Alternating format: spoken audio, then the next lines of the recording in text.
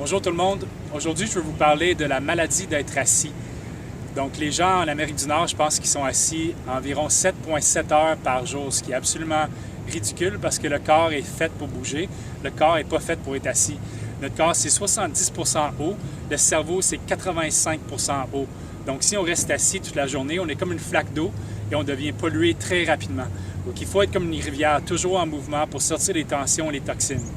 Pourquoi est-ce que c'est mauvais d'être assis? Mais dans le fond, c'est pas nécessairement que c'est mauvais d'être assis, c'est mauvais d'être assis pendant longtemps. Le but, c'est de bouger le plus possible.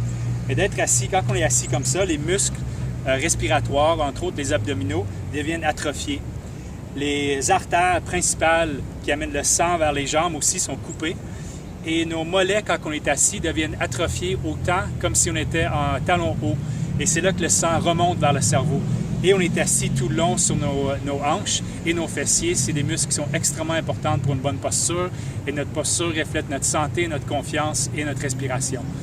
Donc, le but, c'est pas de ne pas être assis, mais de bouger le plus possible, 1 minute à chaque 30 minutes. Donc là, je vais vous montrer 1 ou 2 petits mouvements que vous pouvez faire à chaque heure pour complètement tout rechanger votre journée et faire circuler le sang riche en oxygène partout dans le corps.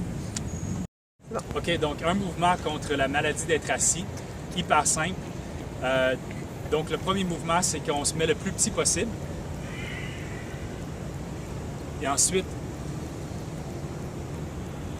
vous inspirez, vous ouvrez les bras le plus possible, vous pointez les doigts derrière. Donc quand on est assis, j'ai parlé des jambes, à quel point ils s'atrophient, mais aussi le deltoïde antérieur, le biceps, les pectoraux, ils s'atrophient aussi, puis ça affecte vraiment notre respiration. Donc, ce qu'on veut faire, c'est ouvrir le cœur le plus possible. On veut aussi monter le menton vers le ciel parce que les muscles ici du cou s'atrophient aussi parce qu'on garde toujours l'écran ou le clavier. Donc, on veut amener le menton vers le ciel et étirer le devant du cou.